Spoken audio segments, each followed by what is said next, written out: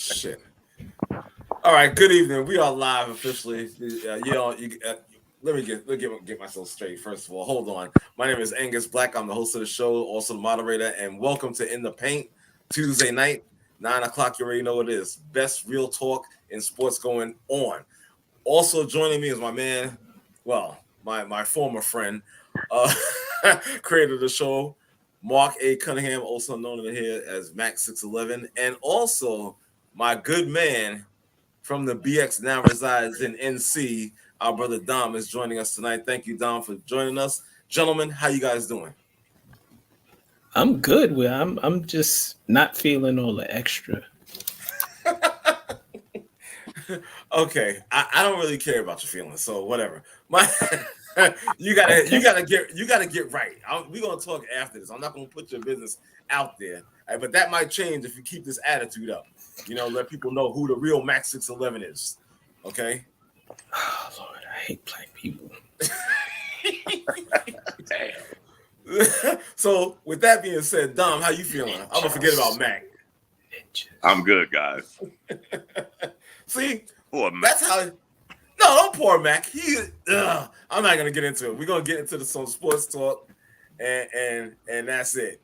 Let's do this, shall we? First thing on the docket tonight, the land of the NFL. Sorry, Dom. The New York Giants defeating the Buffalo Chicago Bears 20-12. Shut up! Don't give me that look. I can mess up. Okay. On Sunday, the Giants. Was I impressed by this victory? Honestly, no. I'm going to go on record with saying that the New York Giants right now are the absolute worst 3-1 team in the NFL. That's right. I said it. So what?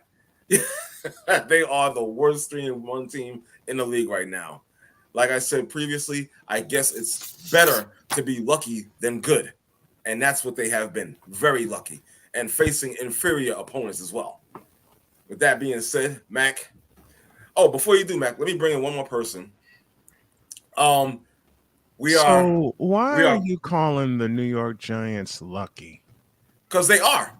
No, hold on. No. Don't be one of those guys that tell me they have actual skill when that is an outright lie.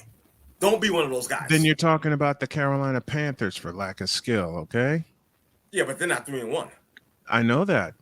Oh, I'm okay. just throwing. Hold on. Hey, Brian, brother. Good evening. How are you, King? I am well. I am very well. Ignore that guy and his wisdom. He's on some other stuff anyway. tonight. Who's this team anyway? Or you don't see the hat? Oh, I forgot. It's the Buffalo Bills. You don't see the hat? You can't see it because of the black. He's a front runner. You mean the team that thinks Josh Allen is Jim Kelly? Whatever. No, I'm kidding. Who's your team? Yeah, I'm about to say. Yeah, who's your team? 49ers. Yeah. Okay. You front running too.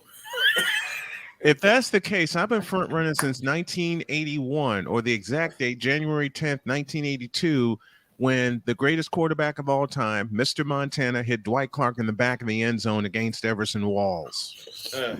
Oh, Lord. This revisionist history. Revisionist my eye. I saw it happen. That's why my Giants owned y'all in the NFC Championships. Now, I got love for the Bill Parcells-led Giants.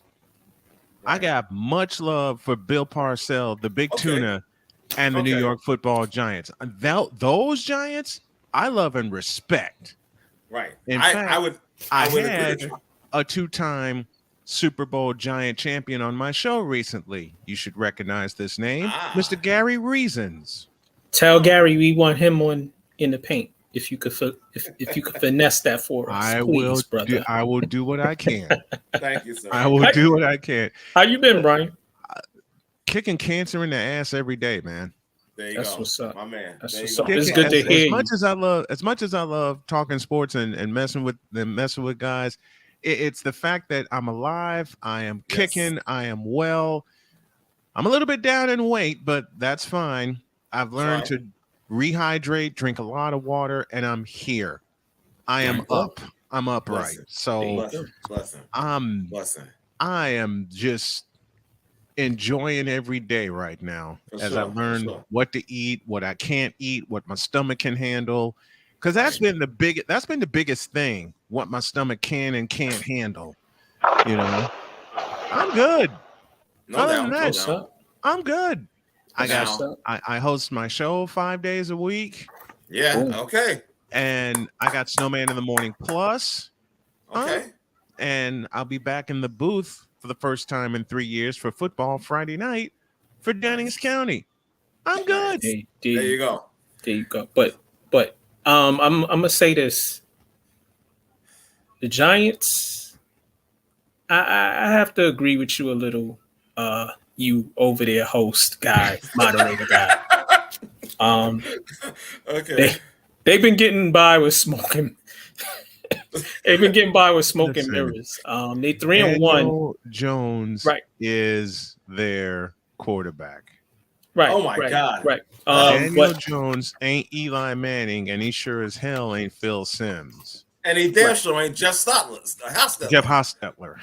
Right. But listen, they've been getting by with smoking mirrors. The coach is a real coach. I like what he's doing because they're competing, even though they're a soft 3-1. I'm not going to say worse, like that guy over there to the left of the screen said. Daniel Jones is. You're just letting him have it tonight, man. Yeah. He's not. That's bouncing off my chest like bullets off of Superman. See, I don't really pay attention to that. Now, listen. I make fun of the Bills, but the Bills are solid. The Bills are quite solid. I just want to see what they do in January and hope they don't run into Patrick Mahomes again. Because if they run into Patrick Mahomes again, it'll be a 50-49 kind of game instead of 42-36 like it was this past January. Right. But Right. yeah, the defense has been carrying the Giants as well as Saquon Barkley and his legs. And Daniel Jones makes a decent play here and there. They play the Packers in London Sunday. See, that could be a tough game because Aaron Rodgers is a real dude. So the NFL's gonna make me get up at 9:30 again and try another live stream like I did this past Sunday. I wound up not doing it because, quite frankly, I fell back to sleep. Well, that happens. My wife and I woke up and we said, "Okay, are there any games on this morning?" I said, "Yes, there's a game in London." "Okay, can you find it?" As soon as I tried finding it and turned my head, I looked over and she's sound asleep. So I said, "The hell with it." I plugged in my phone and I fell back to sleep. I hear you. I hear you, bro. You know what I'm saying? But I'm telling you, man, getting back to these Giants, man, I'm not impressed. I'm not impressed. I find it amazing that they could just like eke out these wins. You know what I'm saying? They struggle to score 20 points or more. It's a struggle. It's a struggle for them. And it's better to be lucky than good. Better to be lucky than good. Exactly, Reg. Thanks for joining us, brother. Always good to have you on as well. Who's this guy that joined? What's up, Reggie? Yeah. How's everything? I'm bowling. I don't want to interrupt the show, so I'm in, but I'm not. Well, we get it. See, that's me in the booth. Right. You know, when people ask me to come on their podcast and they don't realize I'm finishing my prep for a play-by-play call. Right. So somehow I wound up doing a few years ago I wound up doing both. And I don't know how. Okay. Because I think I just kept turning my mic off when I was in the middle of a play-by-play sequence. Then I would go to a break, and I knew how long the breaks were, so I can measure, when I can come back on. Come back, exactly. Yeah. Exactly. Yeah. The breaks. I was doing college ball at the time, so the breaks were 2.5 minutes. Right. So I had a little space. Okay. I gotta tell you. I don't know what the Giants' schedule is upcoming. I know you said they had the Packers in London this week. Yeah, that's gonna. They're gonna be 3-2. That's it. Right off the bat, 3-2 is coming. Okay, halt. What? I'm calling for the upset. Why? Why, Brian? Thank you, B. Thank you, B. Here's why I'm calling for the upset. In a simple statement, I can't stand Aaron Rodgers and the Packers, period. Well, your feelings doesn't translate to how good or bad they are. I mean, I can actually relate because I hate Aaron Rodgers. Patrick Mahomes. I hate him. I hate Kansas City. Because they was trying to flood. That's a whole different story. I'm not going to go through that. But see, you have a logical reason. I have a reason based on emotion. And I'll tell you a funny story. When the Bears played the Packers in week 2, right before my wife went to bed, she said, "Okay, you do all the picks every Friday. Are we picking against the Packers because we can't stand Aaron Rodgers?" Hell yes. You know what the best part of that? That's Wait faulty a minute. logic. You want to know how faulty it is? You know the best part of that. You know the best part of that Sunday night game. As soon as I uttered that sentence, we fell asleep. Damn. And woke up. Damn. It was we fell asleep when it was 7-3 Bears. Right. Woke back up, and the only thing my wife heard me say was "damn." She said, "All right, how bad was it?" I said 27-10 Packers. She's like, "Oh God." Now I got to hear folks at work all day tomorrow. I said, "You and me both," and we both went back to sleep. Oh God. You know, I'm just saying. My logical reasoning for hating Kansas City and specifically Patrick Mahomes is because he's that damn good. He really is. That one play he did, I was like, I was amazed, dude. I was like, really? The spin move. I almost put my fist through my monitor watching that. I was like, God damn it! I was like, I want to hate the guy, but I can't hate him after seeing these plays he makes.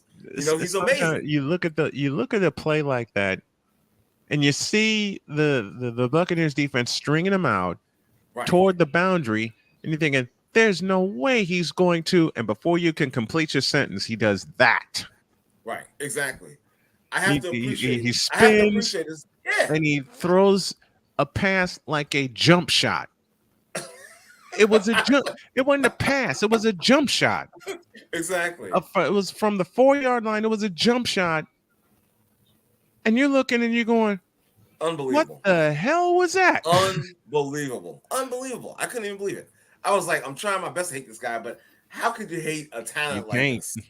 You can't. You can't. Now, by no means, I'm not going to be rooting for the Kansas City Chiefs to win the Super Bowl. No way it's going to happen. No. Mm-hmm. You know what I'm saying? But at the same time, I could lighten up a little bit on Mahomes. I'm not going to lie. But see, if Mahomes and Josh Allen get together, are we going to have 2,000 yards in a game instead of 1,000? Well, we might have the game like what do you call it? Like how Seattle and that crazy game when they game when they played Detroit. I'm not talking about that game. I'm talking about an actual playoff game. Right, but I'm just saying the results could be the same.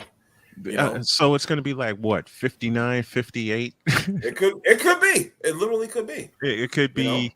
It could be a marathon like Cleveland in '86 against the Jets.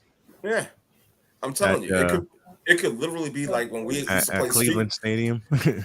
Exactly when we used to play street football. You have those scores like 77 to 75. And nobody knew what a 2-point conversion was at the time. For sure. I'm telling you. And it takes a block long pick six to win the game. For sure. You already know, man. Look, growing up in Chicago, playing in front of my parents' house. My parents' house was one end zone. The last house on the block was the other end zone. Right. And one game we were playing, and I was just told to rush the passer. Okay, I'll rush the passer. That's all I was told to do. Why did that turn into a pick six for me? And I'm looking back and I'm going, somebody please catch me. I can't run this far, this fast.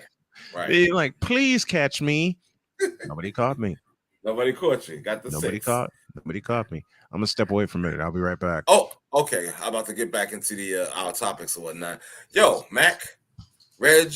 Listen, let's do a little more talking about the Giants, and they're bringing a couple people in though to interview and work out allegedly. The first one is Landon Collins, former New York Giant. I think he's been out of the league for like a couple years now, and Mac, he's like 28, 29. I can't hear you.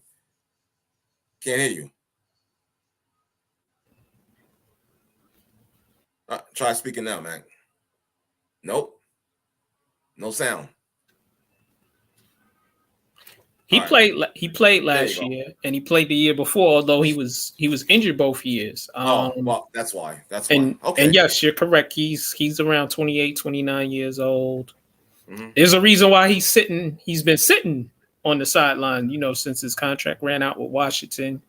Mm-hmm. He's good in the box. Right. He's a good tackler. He's a good blitzer. He can't cover for anything. Okay. That's his big weakness. So he's an in the box safety. Yeah. And the Giants are looking at him as a hybrid linebacker / safety. Uh-huh. He's too small to be a linebacker. Well, and I hear you, and I do agree with you. Mm-hmm. You know what I'm saying? But at the same time, as our cohort, Dwayne Delts had said, he was a pain in the ass in that position, as far as being in the box and whatnot. So, I mean, I think I give it a shot. You can't lose anything by that. You know what I'm saying? I give it a shot. See what he can do in practice as a linebacker. Why not? Give it a shot. Right. I mean, if he could add an extra boost to their defense, because the defense is playing well. And as you said, I agree with you when you said by the 6th game of the year, they're going to be exhausted. Because they've been head and tails above with their play, these first 4 games. There's no question about it. But after a while, they're going to get tired. They're going to get exhausted. They're going to be gassed. And that's just what's going to happen. So, but why not land that? Yeah, and like I said, Daniel Jones has made some plays when they need him, but they're playing Green Bay. The Giants struggle to get to 20 points every game. Yeah. Aaron Rodgers is going to put up 25, 30. At least. We're injured at receiver. The offensive line has not played really well at times. Mm-hmm. So it's a tough game. I'm gonna pick Green Bay to beat them. Okay. Is Reg there? He's probably bowling. What about the talk of another ex-Giant? This guy right here, Odell Beckham. Diva? Talking about the diva? No, you ain't talking about the diva. We're talking about the diva, brother. We're talking about the diva. Go rehab that hamstring, that knee or whatever, and sit the hell down. How about that? Well, there's talk, amongst the experts. They say that Odell visited the area, the Meadowlands and all that good stuff. And well, I personally would take him back. I'm not gonna lie to you. Right. Well, listen, their receiving core sucks right now. Kenny Golladay can't catch a cold. He has no separation. Mm-hmm. He got his contract, and it seems like he's not even trying. And Kadarius Toney, you're always injured, and the other receivers are hurt too. So they need another receiver. He would automatically be the best receiver if he did come back on that team. And I'm saying that, remember, this is not the Odell that just came into the league or whatnot, but he's more mature. You understand? But he would easily qualify as the best receiver on that team. Right. You know what I'm saying? And perhaps he would actually, I hate even saying this. He would I hate saying this. He would probably give Daniel Jones a boost and help him. Right. But he's not going to be with the Giants. Well, there was talk about it. I didn't say he was. I said there was rumors. Yeah, there's rumors. And I'm going to start. I think he's going back to the Rams. Personally. No. He'll be in California, but not Southern California. So who do you think? Go to Northern California.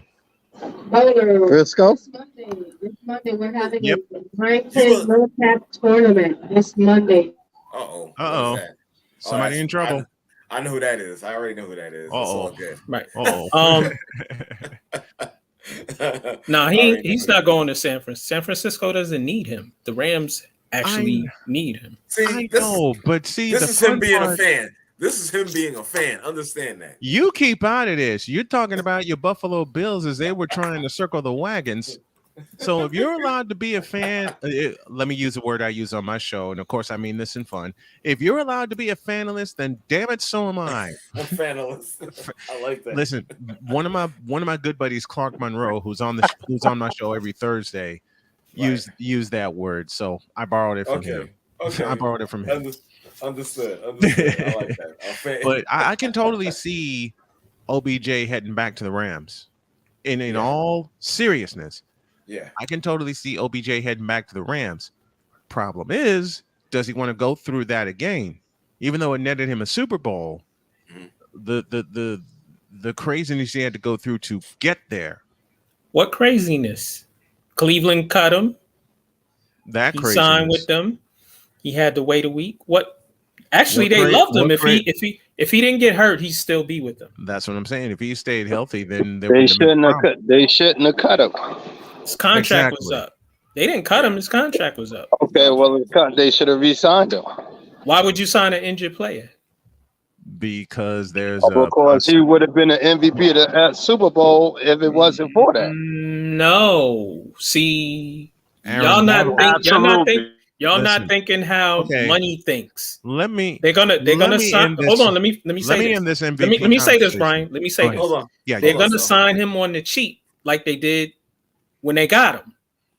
Mm-hmm. That's why they're doing this. You don't give an injured player money unless he's, a quarterback. The Brooklyn Mets did it for Kevin Durant. Do I need to say anything else? Bad comparison, I know, but bad comparison, I know. Very bad. But in this case, it fits. The Brooklyn Mets paid Kevin Durant, hell, I don't know, 198. And what did he do the first year? First year, he was on the sideline. He was on the sideline. He was recovering. It's not. Listen, no. KD has done everything they need. It's the other pieces and the other guy, flat Earth guy, which prompts an off-schedule question. Why the hell did they sign Kyrie Irving? To get KD. Yeah. KD was living his best life until Kyrie got in his ear.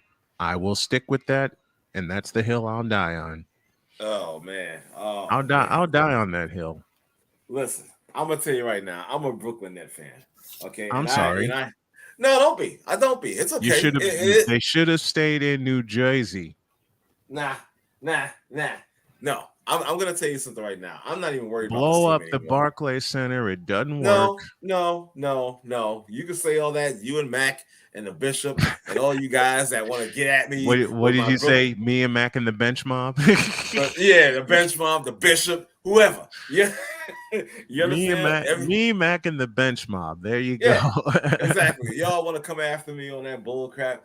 I just say because the Brooklyn Mets are a mess. No, they're not. Yes, they're not. They are. No, they are soap opera. I will say that. However, they're guaranteed soap opera. Riddle me this, Batman. Go ahead. When does Ben Simmons come into play? He's already playing. Then why haven't we seen it? He had his debut. What are you talking about? Is he any better? No. Look. It's preseason. Relax. Exactly. I'm like, what he just had one game. My God. I haven't picked on you guys in a while, so I'm getting all my shots in now while I have the opportunity. So that's what it is. No, I haven't because the last time I was on with you guys, I was in the hospital in May. Right. And this recovery from cancer thing took precedence and took priority. But now that I'm feeling better and I got a chance to pick on you guys, albeit for only a few minutes because I got to finish prepping for tomorrow. Sure. Don't be talking about blowing shit up in Brooklyn, man. Watch your mouth. Okay. Here's where I'm going to have some fun. I'm going to do a segment tomorrow where I send an email to the Brooklyn Mets. I already did a snowman's take on it. Oh, Lord. But you see why I made the somewhat comparison. Let's bring it back I wouldn't mind seeing OBJ back with the Rams. Quite honestly, and that's the journalist in me talking. The fan in me talking and saying go to Northern California. Of course. In all fairness, he could very well walk into Rams practice, sign a contract, and he's back with them. And that wouldn't displease me one bit because I miss seeing him play.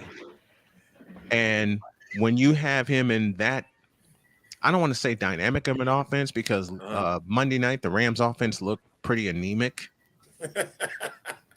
But be that as it may, he could help them big time and fast.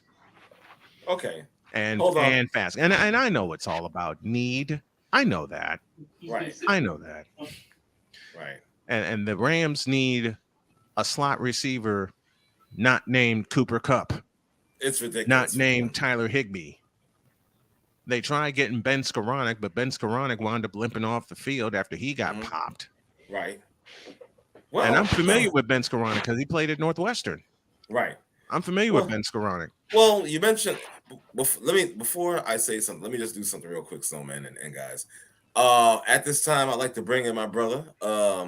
It's the list of holla. Bring it in, man. Your mic is live. Thanks for joining In the Paint. Peace, y'all. What's up, man? Man, RS upgraded on us. You see his crib? Nah, no. He in a mansion. He's living large. Wait a minute. If this show takes off like it's supposed to, then he will be. You got that right. You got that right. There's no question about it. Okay. It's good to have you on, Brother Hollow. Good to have you on. Good to be on, brothers. Yeah, for sure. You know what I'm saying? Hey, Hollop, who's your team? Oh, God. I'm so out of the loop, man. All right, but just say you're a Giants fan. I'm a Giants fan. I'm a Giants and Steelers fan. Right. Steelers. Mm-hmm. Steelers. Mm-hmm. Okay, this is where I pick on Hollop. Who's your quarterback? Listen, leave that man alone. You asking me about what's going on now? Please. Wait a minute. I have no idea. Wait a minute. Wait a minute. If y'all can pick on me in fun, then I can pick on y'all in fun too. That's because you started it. Now, I can't tell this next lie with this 2-foot smile on my face that my grandson will recognize. I didn't start a thing except when I came in here and talked Giants, okay? Yeah, exactly. That's enough. That's already enough. Listen. You already know how Giant fans are. Giant fans are like New York. Any New York team has a crazy, rabid, fanatical fan base. Oh, yeah, I know. Okay. New York fans, listen. I'll make a comparison from my hometown, and I'm going to mix in cowboy talk as well. New York fans are cool with me, but cowboy fans remind me of Cub fans. No, they're worse. You know what? I agree with that because, unfortunately, I had the displeasure for 2 years of living with a Cub fan. That's your fault. No. Because of circumstance, it was either put up with that or be totally homeless and in despair. That's still your fault. I'm gonna sock you in the eye in a minute. Okay. Wait a minute. No. But no, Black Hatcher. New York fans are nowhere near. Is he right? Bad. Is he right? He's right. Yes. But see, Philadelphia has a recent Super Bowl, so they're off the hook. No, they're not. They ain't won in 3 years, so they're not off the hook. Better 3 years than 25. Because better than let me correct my sentence. Better 3 years than 26 without even reaching a conference championship. Yikes. True or false? Yeah, I could agree with that. Now, to the fan who said don't talk about blowing anything up in Brooklyn, I didn't blow anything up. They self-destructed. They self-destructed. Listen. Stop it. No. Bottom line, no, stop it. I'm gonna cut you off right now. The thing is, why are you cutting me off, man? Because right now you're going somewhere that I don't appreciate, and I'm gonna stop that BS before it even gets out of the mouth. You can't tell that lie with that 2-foot smile on your face, okay? I'm gonna tell you right now. No, you're not. BK will be fine. All they have to do is leave 11th place at best. You are wilding out. Matter of fact, we're about to make a bet. Okay, we're about to make a bet right now. You're wilding out. Well, it better be food because that's about all I can do right now until I get back on my feet. Like I said, BK is gonna be fine. Listen, I have a reason for making a food bet. I have a reason for making a food bet only because. In real talk, I am disabled right now, but I can place a food bet with no problem. Okay. And I got till the spring to retool and get everything together, which is what I'm doing. Mean, I hear you, but I'm not going to be betting food because I got money. I'm about money. That's it. Okay, food. If that's the case, you may as well pay me right now because they're not making the playoffs.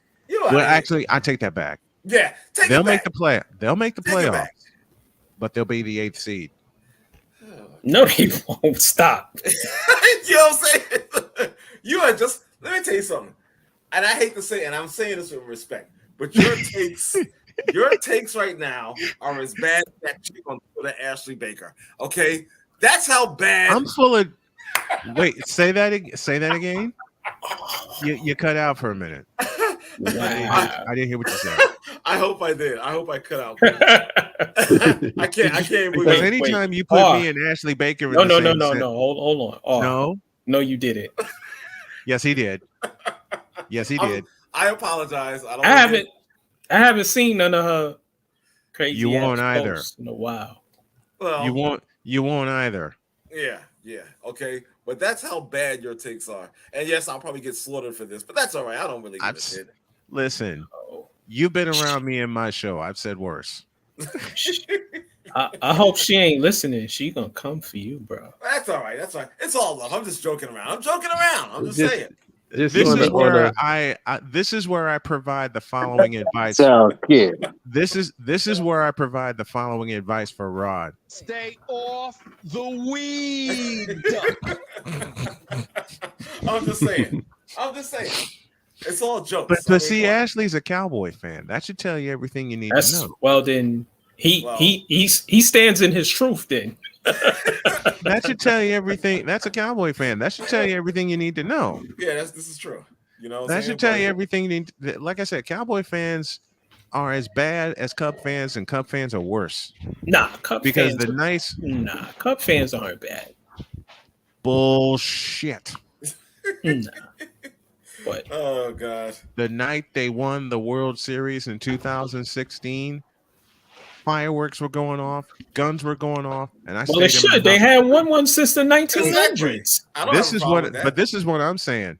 I stayed in my house for 3 days. I was not coming out and talking to any Cub fans. I just couldn't do it. Well, it's not if they're gonna shoot you. They just firing a few in the air. So what? It's no big deal. Then I got this to say to both of you, and I mean this kiddingly, of course. You tripping. That may be. As you can tell, I got my studio set up and I got my sound base with me. I can tell that. Let me get back to this real quick. Okay. Let's get into some more football. Jets. Lord. Leave the Jets alone. That's not my team, but leave them alone. The Jets went out and won 24-20 over the Steelers. They beat the sorry Steelers. Well, which of course a lot of Jets fans are going. Okay, this guy's just you're having too much fun over there with that studio. All right, but I'm just saying, I was impressed by the Jets. That one trick play where Zach, caught the touchdown pass. Yes. Mm-hmm. Yeah, that's something that we need to see more of. From the offensive coordinator. Who is their offensive coordinator? It's LaFleur. Not the Packers coach, but his brother. Oh, Mike LaFleur. Yeah, Mike LaFleur, exactly. And I think we need to see more of that because they actually have some pretty good pieces over there. I like Breece Hall, running back. I like him. I like Michael Carter. Michael Carter's another good running back as well. The boys, they got a wide receiver, Moore. You know what I'm saying? I like him a lot. I tell you, it's starting to come around. I know I was kind of hard on the coach Robert Salah. I was hard on him, but Mhm. I'm willing to give him a little time to figure Hey, it out. listen, the Jets got to play the rest of their games on the road. That's the only way they're going to win. Don't play at home. Oh man, you guys are horrible, man. You guys are rough on this Jet team. Now, see, I didn't say that. Thank God. Thank God. But I agree with you. I didn't say that, but I do like the pieces the Jets have. Yeah, come on. They're putting it together. You know what I'm saying? I wasn't crazy about Mike LaFleur. I'm not going to lie to you, but if he can get, some type of how does Stephen A say it? Mike LaFleur. If he can get some spark, you know what I'm saying? Add some spark to this team and whatnot. Maybe I was wrong about Zach Wilson. Perhaps I could be. What did you say about Zach Wilson? I said, what did you say about Zach? I said he was a bum. I said he was a bum, and like I said what I said. I would have rather have what's his name in Chicago, Justin Fields. These hot takes are brought to you by In the Paint. I'd rather have Justin Fields. I'm not gonna lie, but why? Well, what the hell has he done? I just wasn't really see the whole thing with Zach and his college career. You're putting up these numbers, and it really wasn't a great conference. He played in the Mountain West Conference. And what exactly is that? That should tell you everything you need to know. You know what it tells me? It tells me he was lucky. You understand? Mm-hmm. And not really talented like that. But he's going out here. Maybe he's worked hard in the offseason, and he's proven himself. I like the way he's progressing right now. So let's see if it continues. And like I said, the Jets are adding pieces. No, that is true. You can say, dear God, you don't have to agree. But they are adding pieces and giving time. And again, I didn't like the head coach, but we're going to give him time and see if he could work out the kinks with this sorry-ass team. See, even that ending right there. Well, they are sorry. I'm just saying. We know. Well, we know. I saw a popular YouTube video that began JETS suck, suck, suck. Well, yeah. Can I ask you gentlemen something? Yes. What are your take on the Steelers? Because I haven't really followed them this year. Don't follow them. That's my take. You know what? Do they suck? Bad. You know what? Oh, wow. You know what? Holla. Don't listen to this guy. Okay. They're a team in transition. No, right. They're rebuilding and transitioning from Ben Roethlisberger. They drafted a young quarterback who has promise. And they should have started Kenny Pickett week 1. No, I wouldn't say that. And the Steelers. Right. The Steelers don't. That's the big. Those are the big pieces. In all seriousness, those are the big pieces they need. Offensive line. Right. Okay. And the Steelers don't ever fall off. So no, they won't be bad. Mm-hmm. They'll be middling right now. They're probably between a 7-10 team, 8-9. Mm-hmm. So, they just gotta. You think they're gonna keep their coach? Mm-hmm. Steelers don't fire coaches. No, they'll keep. Yeah, Steelers coaches retire. They don't get fired. Yeah, that's true. They don't get fired. Nah, they'll keep them. Mm-hmm. I mean, no losing seasons in 15 years. Right. That's enough. Right. That's enough right there. Exactly. Right. And they draft smartly. They sign the right free agents. Mm-hmm. And they draft good wide receivers. Very well. So we're basically looking like at a 500 team this season. For sure. Yeah. Above 500. Right. For sure. I say above around 500. that. Yeah. Okay. I say so. Yeah. They're looking pretty good. I can't lie. Well, guys, I'm gonna go ahead and step away. I just wanted to come in and show some love to you guys and show some love to the channel. I really appreciate you guys. Thank you, brother. And I'll try just to come back on a serious note, speedy recovery. Thank you. Yes. Thank you guys so much. Thank you, brother, for being on. I'll be doing college or high school baseball full time this spring. That's my goal. All right. That's my goal. All right. I love you, brother. Thank you so much. Well. Take care, man. All right, let's get back to our topics here. Still in the lane of the NFL, the Miami Dolphins quarterback Don't ask me to say his last name. It's not gonna happen. I'm gonna tell you. I'm just gonna say Tua, and that's the extent of it. Injuries. Mac. Yeah. What's your take on some of this stuff that's going on? This concussion protocol. Miami did him a disservice because he got hurt last week, and they had a short week because they played on Thursday night, right? Mm-hmm. He suffered a head injury in the previous game. He was woozy, and they put him in the protocol, and then they put him back in the game, which they shouldn't have done. No. And then this week, he gets slammed to the turf again and has a concussion. I think he was concussed the week before. And then I've been reading reports that they fired one of the doctors who was a consultant. Why would you let a consultant work on one of your players? Right.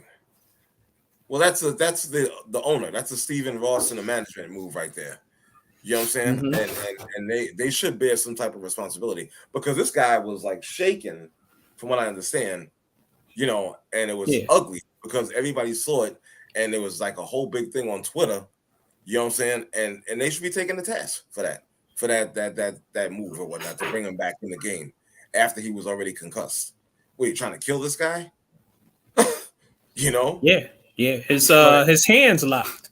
Exactly. You want to end his career? You know, already early. You know, it's bad enough we have issues with the CTE already going on with them. You know, with the helmet-to-helmet hits, but that right there, totally irresponsible. They need to be held, accountable in some way, shape, or form. To say honestly, be it. You know what it sounds like to me? What's that? Sounds like somebody just made the list. What? Wait, hold on. What's your list? My list of stupid idiots. Exactly. Oh, okay. Yeah, because it is all up. It doesn't make any fucking sense. I'm like, yo, are you serious right now? You gonna put this guy back out there? His life, risk his livelihood for what? A game? Are you serious? That right there was ridiculous, man. And like you said, he deserves to make the list. You know? Hell yeah. Our brother Roland Black says if the NFL actually cared about the players, they would do away with Thursday night games and the season would be between 14 and 16. Bam. I totally agree with that. Agree. I don't like that Thursday night shit. You know what I'm saying? I really don't. I've never really been a fan of it because you're putting the players at risk. Have they updated the helmets too? Or they haven't done that yet? I don't think they've done that. Yeah. How is that even possible with all of this CTE stuff going on? And remember how me and you did research with is actually a few companies who make better helmets for them. Right. Yeah. You know, but they've been out for years. I thought that they would have been gotten a contract from NFL. Nah, brother. Nah, not at all. Just like Ronan said, they don't care. They don't care. And Black Action Production says he agrees with Ronan, but since Amazon has this contract for 11 years, that won't happen, sadly. Thank you, by the way, Black Action and Ronan. Yeah. The Thursday night game. So if a team plays Sunday and then they got to play Thursday, that's like 4 days. Right. And then they got to play another game Sunday. So that's 4 days in between 3 games. But they play Sunday. Then so it's not like a Monday night game where if you pay on Thursday, you get off. Right. That's crazy. You understand what I'm saying? Yeah, it is. And actually, that's like really, if you think about it, that's like 3.5 days to recover from playing on Sunday. Minus travel and maintenance to get ready for the next game. Like I've read articles on what guys do after a game. So if a game is Sunday and a guy is a starter, Monday he's resting and getting rehab and prep. Tuesday he's doing a little bit of that, and then Wednesday and Thursday, Friday they practice. Probably. No time. There's really no recovery time. It's vastly short. That's crazy. So if you don't play Sunday, you have a Monday game. Mm-hmm. Then you play the following Sunday. But if you have a Thursday game, you don't have Sunday off. Right. No. That's crazy. It really is. Our boy DU, what's up, man? Your mic is live. Thanks for joining us tonight, brother. Gentlemen, how y'all doing? How y'all doing? What's good, bro? All right, what's going on? Everything's great. Everything's great. Yeah. All right. Just finished, talking about. You know, had to. No, go ahead, DU. I'm sorry. Oh no, I was going to say I had to catch that Knicks game. You know, I had to catch that first preseason game. Yeah, they look good. They look good. Yeah. We're gonna get into that a little bit. I know you're probably trying to come at me, but that's all right. Yeah. We were talking about this whole Tua situation, and also with the issues with the games being on Thursday night. You know what I'm saying? After they played the previous Sunday, you know, and how the turnaround is too quick. You know? Yeah, I agree, man. I mean, Sunday. I mean, like Sunday, it only confirms that Sunday he was definitely concussed, right? Right. He was definitely concussed on Sunday, and they hit it. They wound up firing the doctor that checked him, right?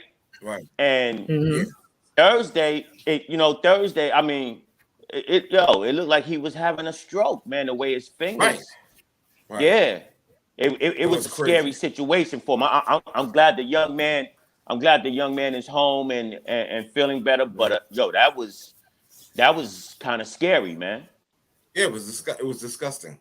You know. Yeah. And again, we can't really like express the point enough that the NFL doesn't give a shit. They don't care about their players. They don't give a damn about the women. You know, all this bullshit. They're full of shit. You know what I'm saying? All they care about is the money and the rating, and that's it. That's it. Right. Why do you think they added another game? Right. Yeah. Well, Rodney. Yes, sir. You know what happens when you don't care about your players, right? What is that? You know what happens. You know what happens when the only thing you're concerned about is ratings. Wait a minute. I think I got it. You know what happens, right? Yes. What happens? NFL, you just made the list. You stupid idiots. Exactly. They just made the goddamn list. I'm telling you. Yeah. It's like I said, I'm just sick of that shit, man. You know, and like I said, am I gonna get to the point where I'm going on strike again? I'm not watching the games again. I mean, I don't know. It's a possibility. You know, because yeah. What happened, Mac? Go ahead. I'm sorry. Oh no, I'm just saying. There goes DJ Groove Killer again. Killed by Groove. God damn it. You son of You know, no show is complete. No show is complete without DJ Groove Killer. And for those that don't know what I'm talking about, let me just give you a reminder. I love Mac 611. That's my boy. That's my brother. But God damn it, if there's one thing he's noted for on this show, is killing people's grooves. And by that, well, I owed you that. I owed you that tonight because he just did it. You had an attitude, and you just did it right there. You had an attitude earlier. You just did it. So you won't get it tonight. You just did it. The folks who just witnessed this, I'm just saying. Yeah. I'm like, my God, man. Anytime somebody has a train, what? No, he'll kill your group. Like when you start getting into it, he'd be like, excuse me, hold on one second. It's 9:45. I'm sorry to interrupt you. Go on. Kills the groove. I'm like, God damn. Made me forget what the fuck I was gonna say, damn it. Shit. Good God, man. See, I'm trying not to do it. I'm trying not to be. I'm trying not to be that guy. But God damn it, Mac. Well, yo, fellas, I love being on with y'all for a while. I haven't chilled with y'all for a while, but I got to get off and get me something to eat. So, okay, brother, enjoy. Man. Right. Peace to the fam. Glad to be with y'all. Keep up the good work. For sure, my man. Peace. All right, that was Brother Hollop. Thanks for joining us, of course. With the list. With the list, exactly. You know what, Mac? I want to do a little turn. I want to do a little left turn if I can. Being that I think, it wasn't tonight, but the other night, the preseason NBA opened up, and of course, DU and I, and probably you, Mac, and Reggie. I don't know if you guys were watching the game or not, but I did watch the Knicks game before the show came on, and they were very impressive. I like how Jalen Brunson played tonight. If you know what I'm saying, Yes. If he can continue that type of play, they'll be successful. Okay. Didn't I tell y'all? It's preseason. No. Hold on. Didn't I say they needed a point guard? Didn't I say the point guard? Didn't I say the point guard would change things? You wasn't the only one that said that. Everybody said that. Did you believe in Brunson from the start? No. Right. I fully admit that. Because I didn't either. And I still don't. Yeah. Oh, that's Reg? And Reg said he still don't. Hold on, Reg. Yeah. But Doug, I know that when he was in college, he was more of a traditional pass first point guard. When he got to Dallas, they got Luka, so he had to play off the ball. And when Luka was hurt, then he played back on the ball. But I think he's gonna do what whatever the Knicks need him to do, whether it's to be an extra scorer, to be the facilitator, he's gonna do that. Yes. I didn't want them, once they got him, I didn't want them to get Donovan Mitchell because then it would be two small guards, and they didn't need two small guards. No. Yeah. I agree with you totally on the Donovan Mitchell thing, because I was looking at them tonight and I was looking at some of the defensive matchups. It was like when Cade Cunningham has like gained some weight. He gained like 20 pounds, right? Okay. Mm-hmm. And he was backing Jalen Brunson down. And I was thinking to myself, I was like, man, if it was Jalen Brunson and Donovan Mitchell in the backcourt together, man, that's no defense at all. No defense at all. And it would have been very small. So I kind of like what it is right now. Mm-hmm. Jalen Brunson, to me, I mean, I know it's the first game and it's preseason, right? But he set himself apart. I could see already that Randall is not going to be handling the ball a lot, right? Yeah, good. Yeah. I mean, if I caught anything, because Randall didn't have any turnovers. What game do you know when Randall doesn't have a turnover? Preseason or not, right? Right. But that was because Jalen Brunson is definitely the floor general, and for the life of me, I don't understand this fixation that we have, like Knicks fans have with Cam Reddish. Right. Yeah. Reddish. I don't get it either, man. You know what I'm saying? I don't understand it. I mean, did he pause? Or I think he paused. Yeah, I think so. It looks like he paused for some reason. Or no, he didn't pause, but something happened with technology wise. Don't have the Maxi Slimming problem. Okay. Yes, something happened. I don't know. I spoke about Cam Reddish and the Cam Reddish went out crazy or something. They froze my internet or something. You know? What were you saying? What were you saying about I can't Cam? be speaking on Cam Reddish like that, right? I said Cam. Let's see if it happens again. All right, cool. I said Cam didn't set itself apart.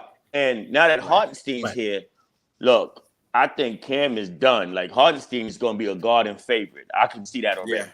Yeah. Well, big man who can shoot. He can pass out the post. Right. He does a little bit of the dirty work. Right.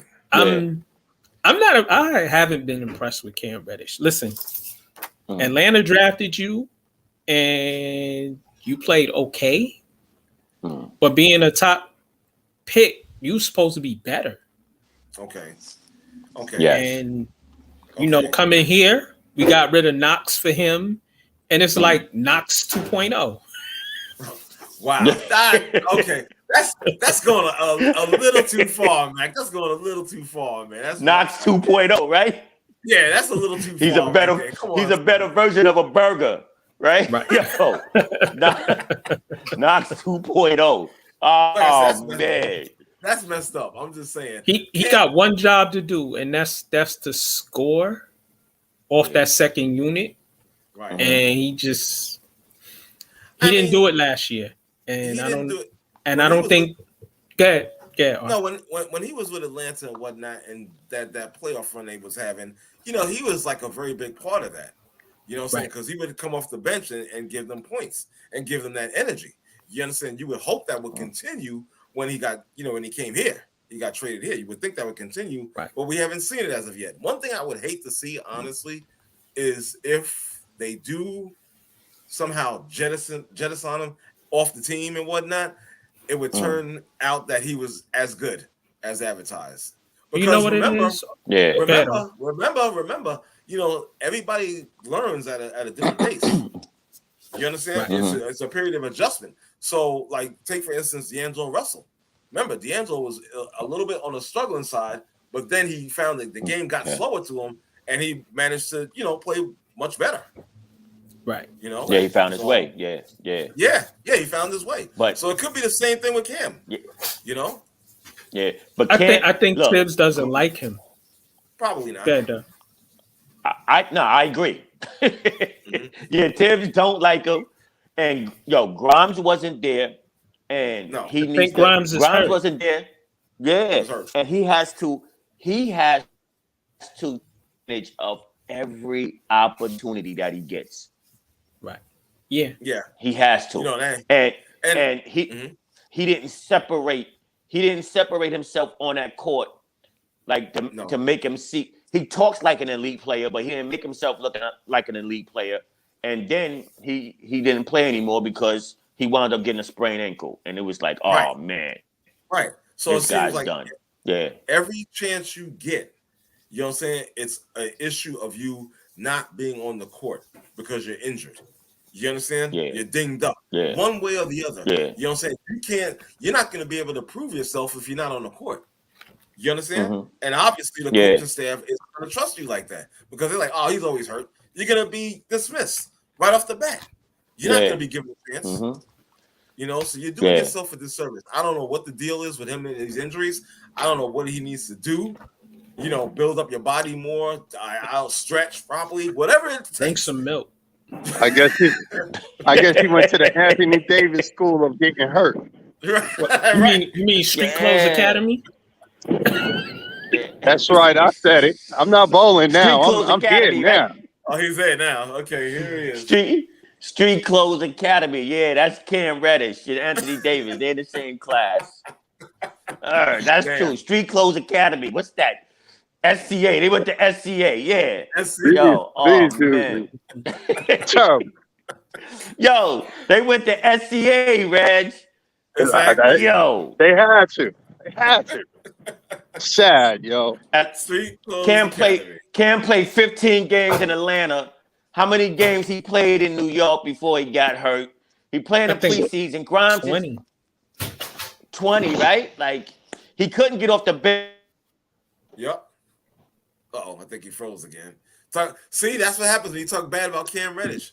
This is what happens. There you go. Let's see if he's back. So I don't know.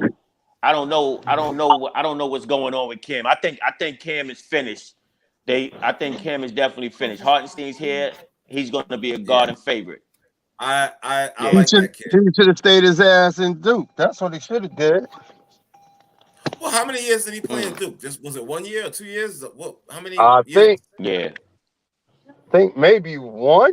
I want to say one. I could be wrong, but I want to say one. Wow. One. That's for sure. Him, Zion, and RJ came out the same year. They all did 1 year. Okay. I'm just like, damn. Mm-hmm. So, and speaking of Zion, he's playing tonight. The New Orleans is going against Chicago. I heard he lost weight. Yeah. He recently said he learned about nutrition. That's good. And he hit the weight room. I'm like, you should have been doing that from jump. Right. But that's his own fault. That's he said he recently learned about nutrition, right? Yo, he just learned. What did his diet consist of before? Chick-fil-A, you know what I mean? Like, exactly. He was eating a lot of. He was heavy. The triple cheeseburger. Oh yeah, right. What's that place? Hardee's. Yeah. He was going to Hardee's having those sandwiches and Sonic and all that shit. You know what I'm saying?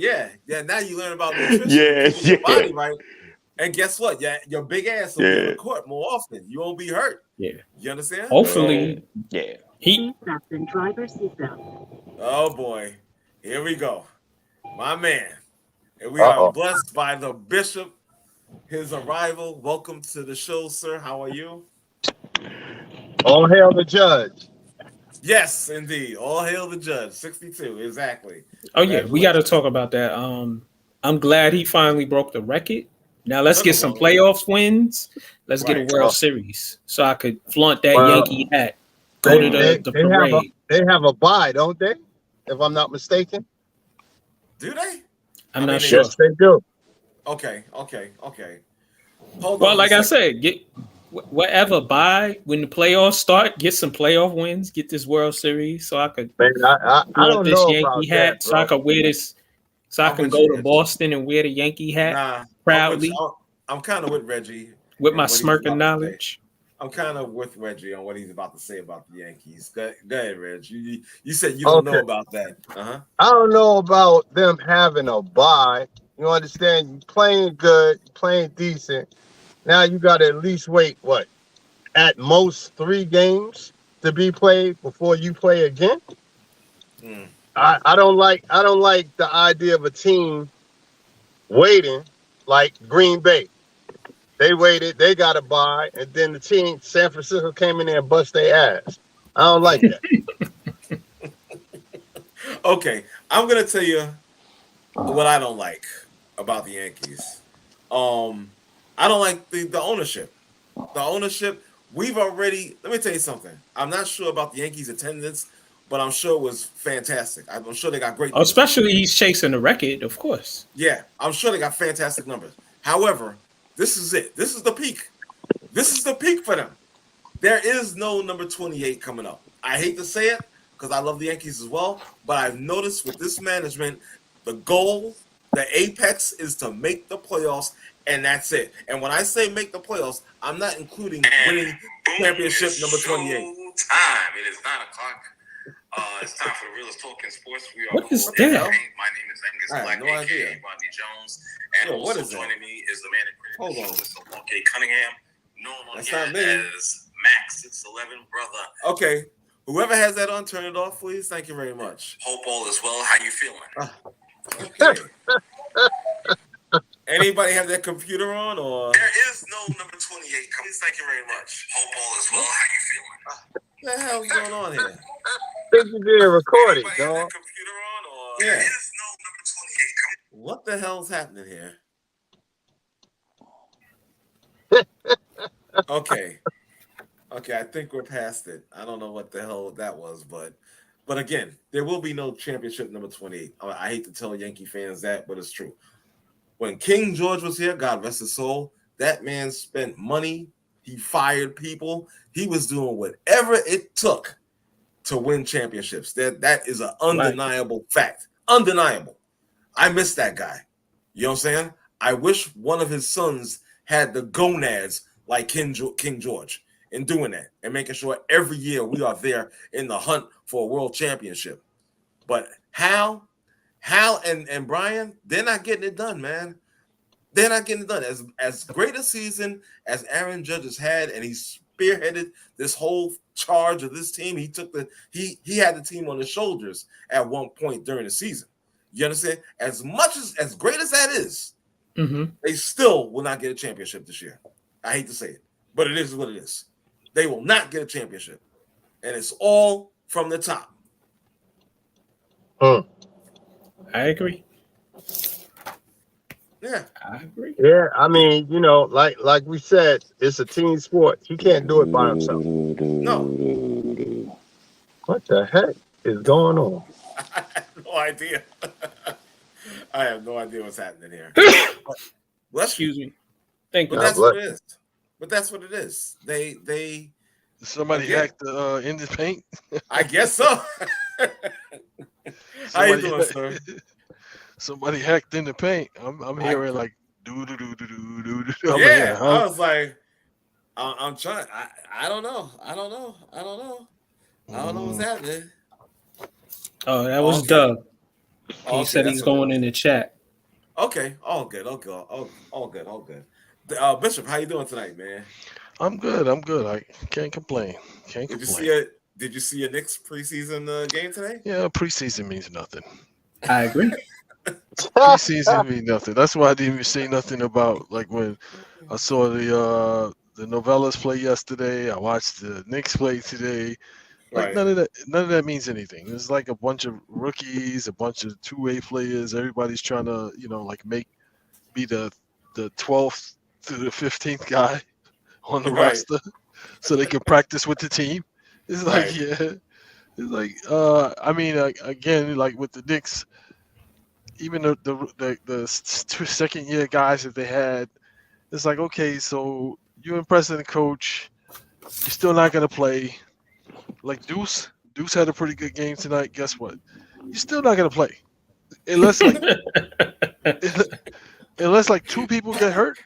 So unless like two people get hurt, and the third person in line doesn't execute what the coach wants, then you'll get some minutes. So there's a lot of stuff that has to happen, and the same thing with the Nets. They had a lot of young guys playing. It's like, will these guys be playing during the regular season? No. The only person that'll probably be playing is the guy who was there last year, the scorer. Right. He's the only one out of all of those guys that'll probably be playing. And then they had like a really good quick guard. He's really quick and light on his feet. Was that Harris? Yeah, I don't even think he may make the roster. He probably's going to be signing with somebody. He's there for practice. Right. To make he's really good. Make the guys better. Well, maybe he'll get some burn at some point. He's really good. I mean, he's like when I saw him, it looks like he's like a Dennis Smith Jr. to the 10th power, because he actually has the point guard skills. Right. He actually has some point guard skills. Where is Dennis Smith Jr.? Charlotte. He's playing with Charlotte. Mm. So he'll have an opportunity to freelance. He'll have an opportunity to make mistakes, because I mean, LaMelo Ball is going to screw up a lot. So it's like his mistakes won't be as big as LaMelo Ball's. Good night. Okay. But, well, LaMelo Ball is going to be LaMelo Ball, which is you already know. Wild child. Exactly. Right. You already know the deal. Okay. Yeah. So I mean, it's a preseason. It's like you can't really make too much out of that. It's like the starters, they just get out there just to break a sweat. Don't go on Twitter, Why? You already know. Knick fans. Oh, okay. I'm about to say. I thought we're ready for a championship, right? We played Detroit. We beat up a halfless Detroit team with a bunch of rookies playing, and we ready for a championship, huh? Oh no, I gotta go on Twitter. I gotta go on Twitter. I gotta do it. I gotta see what Mac is talking about. You know, I'm not. It's... Oh man, I probably got. Let me see. Did you hear about the French kid that everybody's like going goo goo gaga for? It's like, it's like, you're 7'2", 230 pounds. We've seen you before. Right. Are you talking about Hartenstein?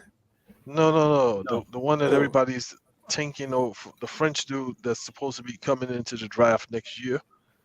That's like 7'2" and like 230 pounds. It's like you rail thin. Yeah, that doesn't sound right. 7'2", 230. You're rail thin, and you're going to be playing with men. Right. You're going to be playing with men, not D-League men. You're going to be playing with the best in the world. Right. And that probably is not going to, No. When somebody that's 6'4" is stronger than you and is able to hold a position and hold your position as well, and you can't establish yourself, i.e. Porzingis, i.e. Lauren Marcus-Dean, i.e. Dirk, i.e. like a bunch of these guys, and it seems like this guy wants to be more than just Dirk. They almost broke Dirk. Right. I'm saying it seems Dirk like was like, I want to go back home. He wants to be more than all of them. He wants to handle the ball. He wants to be able to shoot off the dribble. He wants to be like Porzingis 2.0. And it's like, well, is he? If he's going to be like Porzingis, does that come with the injuries? Well, it will. Probably. It will because he's too small. But you know what? No, I want to say this about injuries in basketball. See, these idiots who never, ever played the game, they speeded the game up. So you got guys playing at this supersonic speed. You want a fast game. Ankles get twisted. For sure. Things get pulled and ACLs tear. There's more ACL tears now than when we were younger. Right. It's because you got these dudes running up and down, overexerting themselves. Of course. Well, we've seen that before. You remember Ralph Sampson, right? We've seen that before. It's like, and that was when men were playing basketball, not this like. So it's like you sound like the commercial. That was when basketball was about like not only about who's skilled, but who wants it more, like who's gonna take it. And now it's the way the game is played now. It's like, okay, well, if you have a skill set, we make sure that nobody can take your lunch money. Yeah, he said his name is Victor Wembanyama. Victor Wembanyama. Wembanyama, whatever. Yeah. They're actually playing on I think ESPN2, like they televising his game. Okay. On ESPN2, the foreign league or whatever he's playing in. Mm-hmm. He seems How old is he? 19, I believe. Oh, okay. So he's light on his feet. He helps out on defense. He's agile for a 7'2" guy. I'll give him that. He's agile for a 7'2" guy, but when you're gonna have guys that are 6'2", 6'3" that are gonna be taking your lunch money, because it's like, yeah, you're not gonna be dribbling the ball and freely, you're not gonna be doing that in the NBA. These guys are incredibly fast. They're smart. It's like, okay, well, I'm not getting the steal. I'm just setting you up for my man to get the steal. But you don't see that. You don't see that. And not only is he getting the steal, but after they get the steal, he's gonna knock you on your ass. I'm gonna knock you on your ass. And I'm going to keep hitting you off the ball, things that you're not accustomed to in France. You're going to keep having to do that, feel this here in the U.S. Well, maybe Frederick Weiss is telling him his war story of that 6'6" dude jumping over him and ruining his career. See, these guys wanted to disrespect Kwame Brown. No. Y'all needed to come at Frederick Weiss. He got dunked on, and he said, "No, I don't want this. I don't want to play anymore. I don't want this." Knicks draft him. He said, "No, I'm not coming to New York." It's like, no, these guys are too aggressive. They're too aggressive. We don't play like this. We don't play like this in where I come from. We don't play like this. Wow. Let me get into this. I know we was talking about this in our group text or whatnot. I had to bring this up since we're in Atlanta basketball. So apparently there's a survey taken by all NBA GMs, and they all came to the conclusion or voted that they predicted that Luka Doncic would be this year's MVP. What are your guys' thoughts on that? Man, fuck Luka. The GM, this preseason, they ain't played not one damn regular season game. How you gonna predict who the hell the MVP is gonna be? Like I said in the chat, they do it every year. They do it every year. Oh, bullshit. Yeah, so it's a popularity contest. Not even that. I don't even think it's a popularity contest. Like I said, it is a narrative crafted by the guys who vote for MVP, which to me is like a farce. Because how is a media guy, someone who's never played professional basketball, going to be able to determine who's the most valuable player in an NBA? And it's like, what they did was they came up with all these rationales to justify why they're making the decisions that they're making, or why they're voting the way they're voting. And if you last year, I think I mentioned it last year, back in March of 2022, the media started politicking for Joker to win second MVP. Right. And what they did was they came up with all the reasons why Joel Embiid shouldn't get it. That's because they don't like Joel Embiid. Exactly. They don't like. They've never liked him. If you Right. look at how he's been covered, Right. for some reason they don't like Joel Embiid. Between that, and even the whole thing with Giannis winning MVP, it's like, first of all, when I think about MVP, I'm thinking about the person who has impacted the game across the board. Okay. The most in the regular season. Was that Giannis 2 years in a row? Yes, it was. So who else should have got it then, Bishop? But I'm just saying, if it wasn't him. So Giannis, with all of the first MVP, he couldn't shoot a free throw. Right. The second MVP, the first MVP, he couldn't shoot a free throw. He couldn't shoot from the perimeter, and he was just all drive and out of control. That's the first. Or was MVP. he the best player in the league? No. So who was better? No. The year before that, it was James Harden. You didn't give me a name. I'm telling you. The first. I just said it. In the regular season, that first MVP, James Harden won that MVP. No, fuck out of here. James Harden won that MVP. If you're saying he led the league in scoring, he led the league. Okay. In he was close in leading the league in assists. And what constitutes the league MVP is the narrative that the media wants to push. James Harden ain't deserve no MVP. Well, I'm not. Well, I normally, Mac, I would. You would agree with me? I would 110% agree with you, because usually we speak the same language. But when it comes to James Harden, I know you have certain biases. So no, it's crazy. The only thing I like about him is that he used to go to the free throw line 10, 12 times a game. Right. Well, they stopped one. Well, they stopped the offensive flopping. But I'm saying two things happened with that. Two things happened. The last 2 seasons he was hurt, and he came in out of shape. He came in out of shape, and then the NBA, and this is what I'm saying, when you impact the game overall, changing the league, his game impacted the league so much that they changed the rules. Right. To make it so that his game wouldn't impact the league. So it wasn't just him doing the offensive flopping. It was other people as well. It was other people as well. But I'm saying it was other people too. But they specifically honed in on. They didn't say Luka. They didn't say Trae Young. They didn't say. You name all the offensive floppers. Right. But I'm just saying they didn't say any of those guys. They said James Harden. But you know what? That's because he's the one who benefited the most and used it in the most advantageous way. But again, he wasn't no MVP over when you said in the chat earlier, I 110% agree with you, and I had said this before.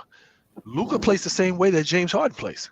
But similar. What they do, no, it's exactly the same. He dribbles the ball. He was dribbling the ball 16 to 18 seconds of the shot clock, and then passing it to a teammate when he had no other choice, when he couldn't take the step back, when he couldn't do this, and then expecting them, and then saying he has no help. And then looking at his teammates crazy. It's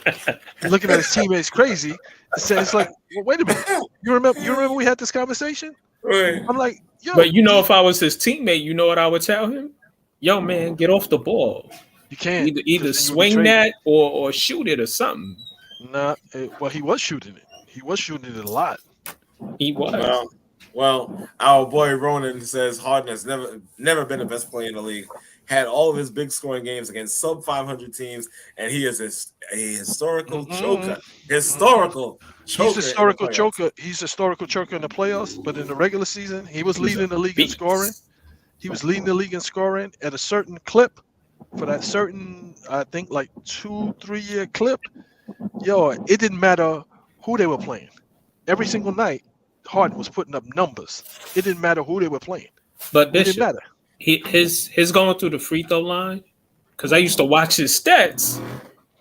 I'm like, that's not very efficient, my man. You shot 3 of 12 from the 3 line, and maybe 7 or 18 overall, but you went to the free throw line 12 times. So that was a few of those games. That was a few of those games. No, that was a lot of his games. What about the games? What about the games where he was lighting teams up from 3? Like where he was I mean, just like is unstoppable. They knew what was happening. Right. And they couldn't stop it. He still wasn't the best player. He's the person at the top of the board every single night. And every single night he's delivering. Except for the playoffs. I agree with Ronan. He's not been the best player. Yeah. Giannis to me had too many flaws in his game to be the league MVP. I agree with that. Way too many flaws in his game to be the league MVP. Now he was something different. There were way too many deficiencies in his game for him to win it 2 years in a row. If it wasn't Harden, who else was better than Giannis? Those years, I'm telling you, Harden should have won one of those. Give me another name besides Harden. I'm telling you, because when Giannis won the MVP, I think James Harden was leading the league in scoring, and Giannis was, I think, second or third. I'm not right, sure. and you said this is a guy who's flawed, yet he was second in the league in scoring because he had the ball in his hands for the most part. He had the ball in his hands for his team for the most part. James Harden, when teams put up on a whiteboard and said, "Okay, well, who do we need to stop each night?" They said, "Let Giannis do whatever he's doing. Stop everybody else." When teams played the Rockets, they had James Harden on the top of the whiteboard as we got to stop him. Right. And no matter what they did, he still was scoring like 30-something points a game. He was giving up 35 points. That's on not the easy. Other end. I don't know about that. Wait, hold on. I got a couple of comments here from our people in the chat room. Black Action says you can't be MVP when you don't play defense. And also from Ronan, he said, Bishop, love your fam, but Harden is one of the most overrated players I've seen in a while. And he damn sure isn't a top 75 player. So what do you think about Luka? Well, I don't think Luka's not. Well, I'm not gonna say overrated. He needs to be better as a player, and he needs to. Okay. He needs to be better as a player. He's glorified for playing the same way that James Harden plays. He's glorified for that. Complexion for the protection? Okay. He's glorified. Matter of fact, what you put up. Luka don't play defense. Is that what you're saying? He don't play defense either. But matter of fact, you put up what you put up today, where they're making all these comparisons between him and people who have on the bedrocks of the NBA and saying projecting how they're going to be, how they're so much better and this and that. It's like Larry Bird impacted the game on both ends of the floor. Larry Bird was a superstar, a star, a glue guy, everything that you could have wanted in a player. Yep, you're 100% right. He morphed like I said. Listen, his first year, his team went to the finals. Second year, I believe they won a title. Next year, they lost in the first round. In the following year, back to the finals and won again. Like, as soon as he got there, that team instantly became better. Even though they were already established. People could say, well, they were already established. No, the year before, Boston was bad. Right. And they got him and Mikal. Well, they got him. They got Mikal and Parrish in the trade. Right. They drafted Ainge. They got DJ in a trade. Cornbread was there. Mm-hmm. So, but again, if you take Bird away from those Boston teams, are they still an upper echelon team, or are they a playoff team? Okay, so with you saying exactly what you just said. Yes, sir. Taking away that player. Mm-hmm. If you take Embiid away from Philly, what do you have? A team that'll struggle to win 40 games. Okay. You take Giannis away from that team, what do you have? A lottery team. Okay. So I'm being real. I mean, you still got Chris Middleton. You got a little something there in Milwaukee. Not much, but a little something. You got a 500 Max, team, maybe. You got Harden. You take Jokic away from Denver, we're not even talking about Denver at all. Yeah, but it's the narrative that they. This is what I'm telling you. It's the narrative. Forget narratives and all of that. Forget narratives and all of that. If you take these star players or these MVP caliber players away from these teams, as standing pat as they are, what do you get? And that's what the MVP is about. It's not about a narrative. It's not about this. It's what you do for that team in the regular season. No, it's what you do for that team in the regular season. It's a regular season award. It's a regular season award, but they wait until the playoffs to give it. That makes no sense. So you mean to tell me Joel Embiid didn't outplay? Joel Embiid didn't outplay. His team had a better record. Joel Embiid didn't outplay Joker to win the MVP last year. Joker deserved it 2 years in a row. I don't think so. I think Embiid deserved the MVP last year. I'll say this, and I think Max said it earlier. I wouldn't have been mad if Embiid won. Yeah, but he should have won. But what they started doing I wouldn't have been mad. They were basically even. It was basically even as far as I was concerned. If Embiid would have won, I would have been fine with it. If Joker won, I was fine with that too. I wouldn't have been mad. But see, Reggie, there is a narrative. I have to slightly disagree. There is a narrative. You understand? Because my thing is that 1 year, I forgot which one it was that when Giannis won consecutive ones, but there was 1 year where LeBron was a legit candidate. Yes. You understand? And the thing is, I think LeBron was saying something on social media. I forgot exactly what it was, but it was a little bit controversial. They wanted to make a safer choice. Yes. You understand? So there is a narrative. You have to accept that. Well, who's establishing the narrative? The media. The media was voting. The media was voting for. And once he started doing the shop, the media. So if they don't have a story on a certain person, that person is not even going to be mentioned. Yeah, just like this season, right? I want to hear something crazy. Mm-hmm. Before a ball is even bounced, Kyrie Irving, I'm no Kyrie fan. Don't get me wrong. I'm no Kyrie fan. But with his skill set, and if he focused and dedicated himself, why shouldn't he be able to play at an MVP level? There's no reason why he shouldn't be. But he made the statement. Injured. No, I'm saying he made the statement and said, hey, my goal is to play at an MVP level. Meaning, like, I'm going to be the guy who delivers each night or who delivers for the team. I don't have a problem with that. He's setting himself up for failure. But I don't have a problem with that. I don't have a problem with that. I do.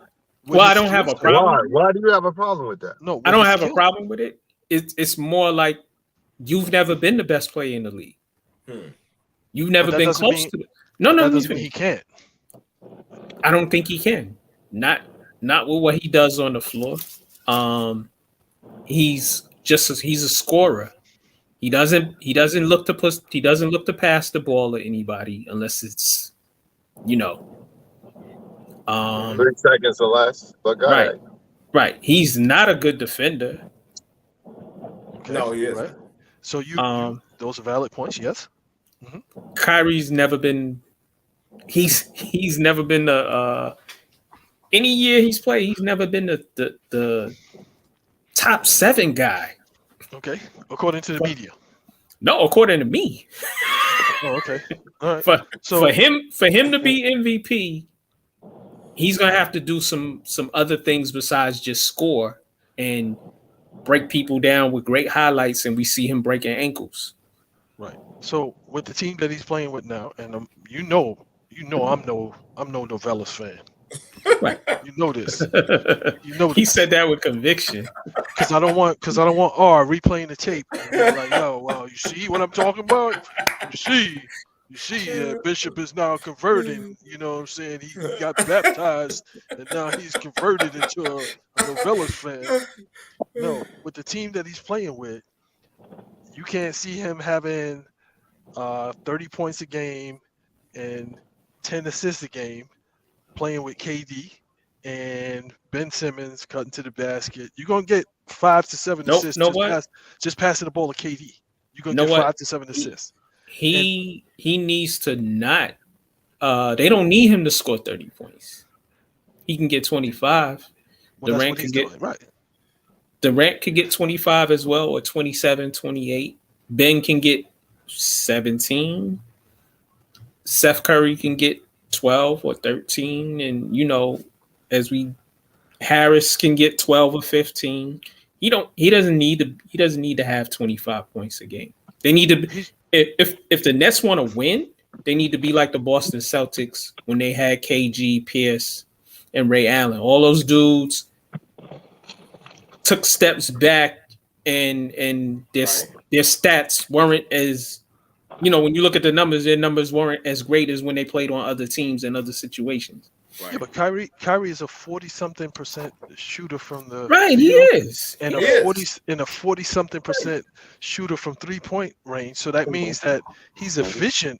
He's efficient with his offense. He is very efficient. So it ain't like he taking a lot of shots to get the numbers that he's getting.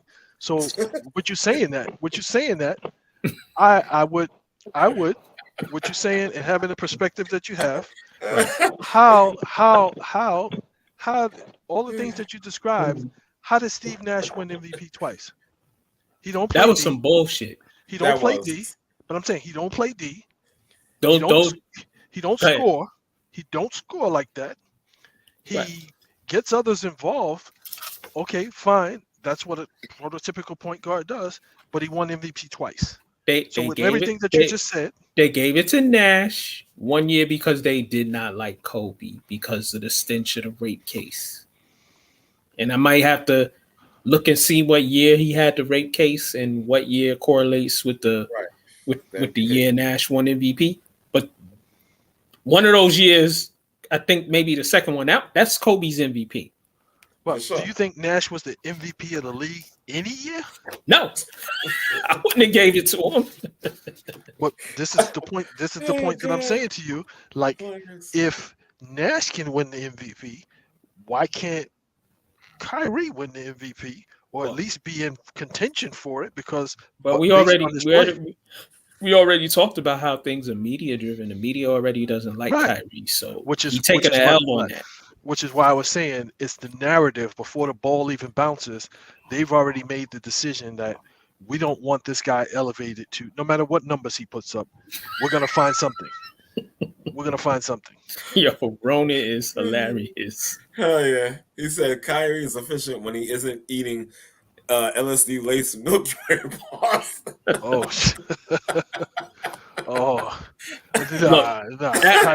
Kyrie delivers. He delivers when he's playing. Actually, Bishop, KD will probably get the nod for MVP if he plays up to his standards and he does what he does, which is he's another guy. He's a 50-40-90 guy as well. Right. But they've made the narrative. The media has already shaped the narrative in a pandemic that if you won't play a certain amount of games, then they're not voting for you for MVP. So if you were in pandemic protocol and you couldn't play for a certain amount of games, and that impacted your overall. So what you're saying is we need to go kidnap Mike Lupica because he has a vote, and that dude should be an accountant and shouldn't be writing about sports. Yeah. What I'm saying is I don't know when or why it was decided that the media had so much say so in who is all NBA, who's all this, who's all that. That's because that makes money by them doing the predictions. They make money off of that. No, they vote. No, I'm talking about them setting the narrative before the ball bounces. They're monetizing off of that. Yep. Right. Because what are we talking about right now? And what is everybody else talking about throughout other podcasts, social media, and they monetizing off of that. Right. Which means that they shouldn't be able to vote because they have a self-interest in it. Yeah, the media always has a self-interest. I don't think that if I'm an NBA player, I don't think that I want Justin Termini or any of these clowns dictating the cost of how much paper I make based on my contract, because they know what the contract says. So then they shape the narrative to go in the direct opposite of what your contract is. So it's like I agree with you. It's sort of like when they vote for the Hall of Fame in baseball and they don't want a guy to have a unanimous vote. The fuck is that? Stupid. Yeah, no, that shit is whack. Like Derek Jeter is that's a unanimous vote. A-Rod, that's a unanimous vote. Barry Bonds, that's a unanimous vote. Whether and those two guys aren't getting in right now because they steroid thing, but Derek Jeter was an all-star from jump. Right. And they listen, these guys push narratives. These guys don't like certain plays. They don't like Kyrie because Kyrie has said he doesn't like them. And I understand his dislike for portions of the media. Right. But he also brings that to himself. Well, yeah. Well, as soon as LeBron started doing the shop and started speaking out on social injustices and so forth and so on, it was like, yeah, you never win an MVP again. It doesn't matter what kind of season you have. Exactly. When Giannis won that first MVP, it was, I believe it was James Harden, Giannis, and LeBron, or somehow, and they elevated Giannis to say, oh, he's the next coming. And I'm like, well, wait a minute. With all the flaws in his game, how could this be the best that the league has to offer? This is what, when you say MVP, this is the best that the league has to offer. He can't shoot free throws. He's a turnover machine. He's out of control most of the time. And he's gotten better. He's gotten better. Right. Don't get me wrong. But it's still not the best that the league has to offer. No, that he wins it back to back. That he wins it back to back. Man, everything is tied to the machine and making money. And also, hey, he talking too much of that black stuff. Hey, he's talking too much. So we're gonna go with this guy who's squeaky clean and doesn't. Yeah, he's safe. He's safe. Right. That's it. And watch the narrative that they start pushing with, okay, now we're coming out of a heavy pandemic. Watch the narrative of, oh, how many games are played, how many games this player plays, how many games this guy plays. And it's like, if you're injured, you're injured. Right. If you're hurt, you're hurt. If you twist your ankle, you can't go out there and perform because that's a part of, you got to be able to get up and down. You know what I mean? So it's like, okay, well, this guy missed 5 games. This guy played, he didn't miss these 5 games, so he qualifies more for the MVP.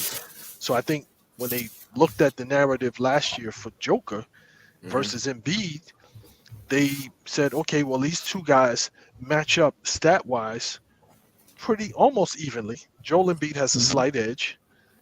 Joel Embiid's team has a better record. Right. Joel Embiid's team is in a pretty there's a pretty tough conference. It's pretty tough in the sense that the top 5 were all like pretty close, but they rose above. They were the most consistent. So then you say, okay, well, the reason we're not going to give it to Joel Embiid is because he missed more games. Well, wait a minute. His stats are still better than the Joker stats. And if he so happened to be in pandemic protocol because one of his teammates or something, so you hold that against him, and then you somehow, even with the whole Kyrie thing, I'm no Kyrie fan, but last year, that really wasn't on him with being available. The team made a decision to say, we're going to hold this guy out because we're getting involved in a vaccine culture war. Instead of running a basketball team, we're going to delve into this vaccine culture war. They decided to keep him out because he could have still played. There was nothing prohibiting him from playing. That's on the owner and the GM. Right. So it's like to put that on Kyrie and say, well, he wasn't available for the team, or he wasn't there for his guys, or the brotherhood, or whatever. That wasn't on him.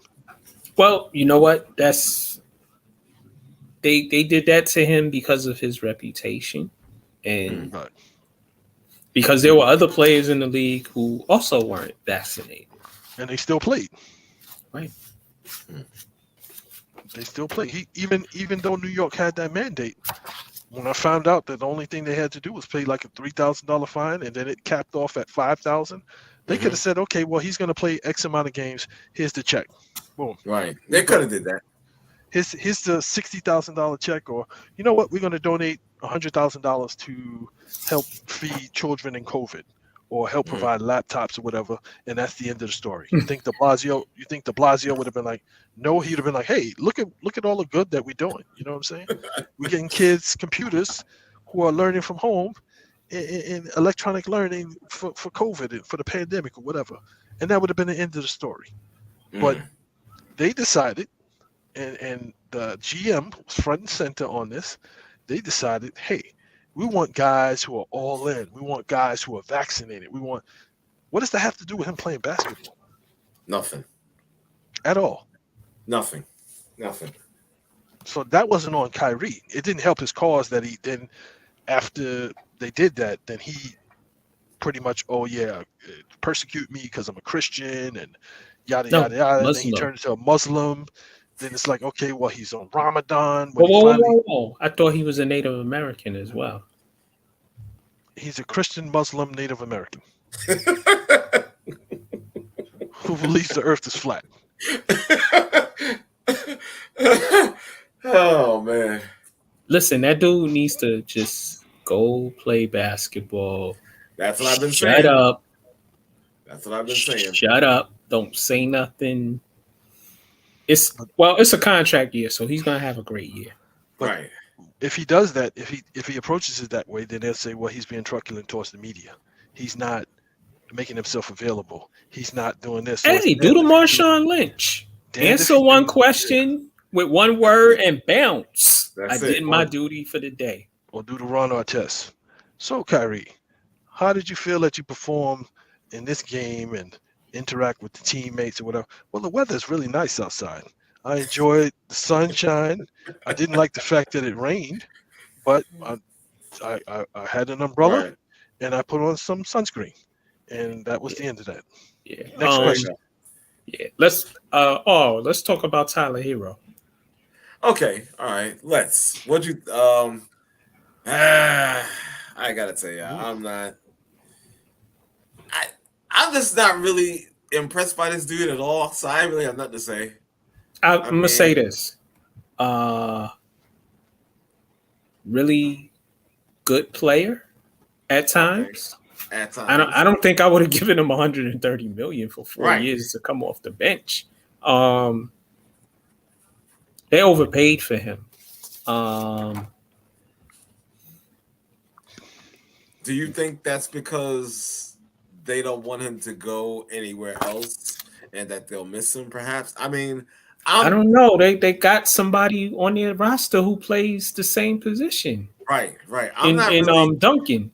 Right. And I gotta be honest. And I like both of them as players. I'm probably more impressed with Duncan than I am with Tyler. I'm just saying. Duncan Robinson? Yeah. No, I thought you were talking about Max Strus, because he's basically pushed Duncan Robinson out of the lineup. Right. And let me say this, Tyler Herro, the year he had the bubble year, when he had his coming out party, the following season, homie was feeling himself. Caught a couple little endorsements. Yeah. He was a star on social media, caught him an IG model. So now that he has 130 million of them things to play with, is he gonna do a little of the jacuzzi effect? The jacuzzi effect is coming. I'm telling you that right now. It's probably emotional right now. Well, don't you have to take into consideration, like the year that he came out, nobody knew who he was, and they were willing to say, okay, well, if he's gonna not be disciplined and take these shots, we'll live with him. We'll take the gamble. We'll live with him taking these kind of shots. And then Ron is going in. Exactly, Ronan. Tyler Herro is a professional thief. He should write a book about stealing. He's stealing money from Miami. I don't know about that part. He went to the Kirk Cousins school of robbing people. Exactly. I don't know about that part, because you got to think, and Mac always brings this up. It's like with the contract, with the marketing, with the TV deals and so forth. There's more money. There's more money available. So it's like if you're not paying the players, then where's that money going? It's going to management. It's going to ownership. So if, let's just say, for argument's sake, 3 years ago, a player like Tyler Herro would only make, let's just say, 85 million, 60 to 85 over a 4-year span, and now that same player is making 130. That's inflation. 130. That's inflation. It's based on the money that the more they're making more money, so there's more money available to pay these players. So what that says to me is guys like Jordan Clarkson, guys so they're looking for a large payday as well, because Gary Payton Jr. Well, Gary Payton, but he signed a contract. Yeah, his offense is he's got to catch up. His offense has got to catch up with his defense, because he's a player that can impact the game, but he just like his offense is like it's crap. That's just Miami saying thank you. That's the last contract they're going to give his ass. Who, Tyler Herro? Yeah. Well, they're paying him to be the guy coming off the bench, that main scorer coming off the bench. That's what they're paying him to. Hey, listen. Paying him a lot, but that's what they're paying him to. That's a lot for that. Sorry to tell you. Because the guy Max Strus, I'm telling you, he came out of nowhere and pretty much just like pushed Duncan Robinson out of the lineup. Like I said with y'all earlier, Miami needs to spend some money on some bigs, because right. Bam Adebayo, y'all where by the time the playoffs come, that guy is worn out. Or I had to leave, fellas. So as we can see, no goodbye, no nothing. He's the worst. Said abandonment issues. You can't say goodbye. You can't say goodbye. Our brother Nick said, thank you. He said Duncan can't create his own shot. He's more of a 3, and Strus is more versatile. Exactly. And it's like, but you had Strus on a roster. Didn't they have him on a roster when they paid Duncan Robinson? And I'm like, yo, like if you had this dude there, why would you pay Duncan Robinson all that money when you got somebody who's I think Strus is a forward, small forward, power forward, if I'm not mistaken. I don't think he's a shooting guard. Yeah, no, he's a 2. He's a 2. Is he? Are you sure? He's a physical 2, and he gets after it on defense. Let me look it up. I don't know. No, I'm looking it up now. Y'all keep talking. Yeah, but I know last season he was one of the first to come off the bench, or whenever Duncan Robinson wasn't delivering what he should have been delivering, they were like, "Yeah, Max Strus, get him." Yeah, he's a small forward. How tall is he? About to tell you.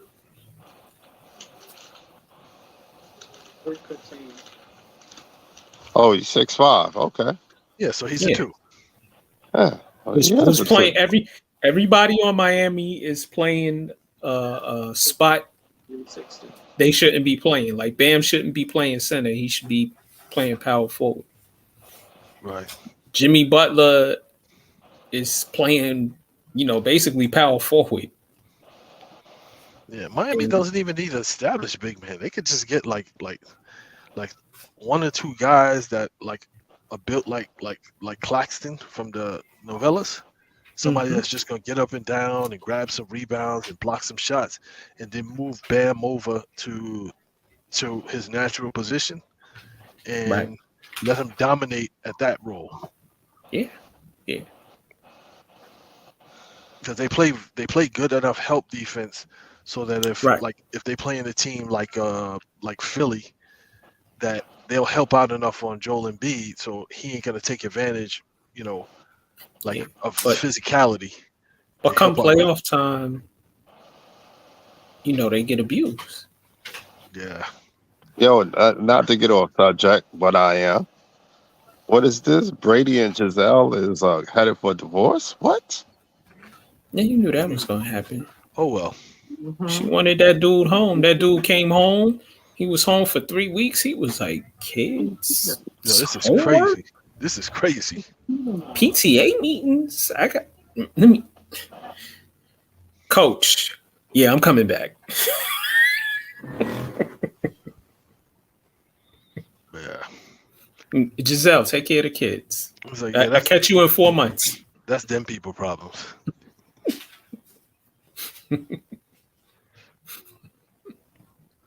Yo, fellas, I think I'm gonna shut it down. It's been great having you both on. I appreciate you both. Y'all my longtime brothers. I want to thank everybody in on the YouTube channel, on the Facebook chats. Thank you all for listening to us. It's In the Paint, the realest show in sports. Subscribe if you can. Subscribe to the channel. Share the show if you can. Like it. Drop us a comment. It's In the Paint, realest show in sports. I'm Max 611. Y'all have a great evening. Peace. Peace.